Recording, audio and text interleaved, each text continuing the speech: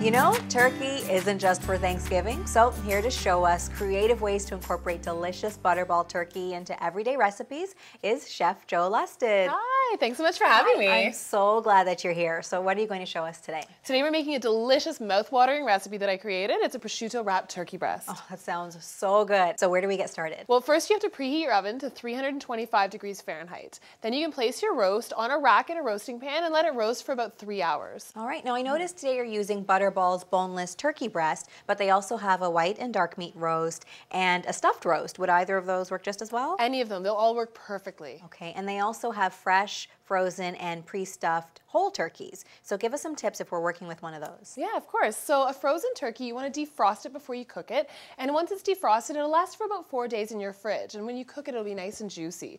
Now, if you're using a pre-stuffed frozen turkey, you can cook that right from frozen. There's no defrosting required. And you know, what I love about turkey is it's so versatile. You can use it on pizzas, on salads, and turkey sandwiches. It's fantastic. Oh, it's so good. Yeah. So while the turkey's roasting, we're gonna make our rub. All right. So I'll get you to help me out. We've got lots of fresh herbs here, and I'll add some rosemary.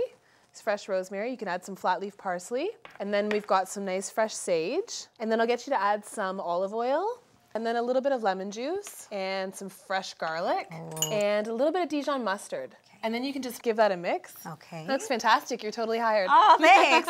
Awesome. If you could just pass me that plate over there. Sure. So while you're mixing that up, we're going to take the turkey out of the oven. Now this is roasted for 3 hours, and we just need to cut off the netting. So you just have to be careful because it's a little warm. Look at this, comes off so easily. It does. Perfect. Okay. Once you've got all that off, now you can put your marinade on. So you just rub that all over. You can just, with your spatula, just rub it all over the top. Just lather it on. Yeah, there's tons of flavor in here. It's perfect. Smells fantastic. It's like artwork. Yeah, it is. It's like painting. Okay, so now that that's done, I'll get you to get rid of this plate for me. Sure. Now we can just roll this up in our prosciutto. Okay. So you can just roll this right on the top. If you use a little bit of parchment, it makes life a little easier. Okay. And there we go. It's like a sleeping bag. Yeah, like a little sleeping bag, exactly. So we can just put this together. And now what you want to do is put this back in the oven and let it roast for about another hour or so. So now this is important. How do we know when our turkey is done? Okay, so when the internal temperature reaches 175 degrees Fahrenheit, you know it's done. So once it's done, you want to take it out of the oven, cover it loosely, and let it rest for about 10 to 15 minutes. All right. So while the turkey's resting, this is the perfect time to make your side dish, and it's really, really quick and simple. So we've got a little bit of olive oil in our pan here, and we're just going to add some shallots, which is really nice. Just let them cook for about a minute or so, and then we'll add some kale into our pan. And then just season it with a little bit of pepper and a little pinch of salt.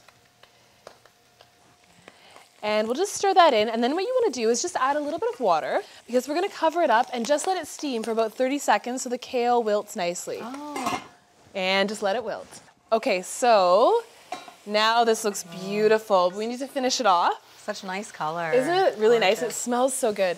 So we'll just add some walnuts, chopped walnuts, toasted for a little bit of crunch, and a little bit of fresh Parmesan cheese. Yum. And a little bit of lemon juice. It just brightens it up a little bit.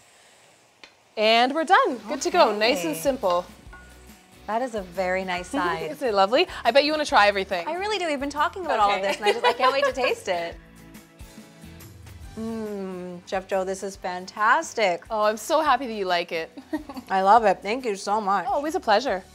To find out more about the great taste of turkey, go to betterlivingtv.ca/make it your own.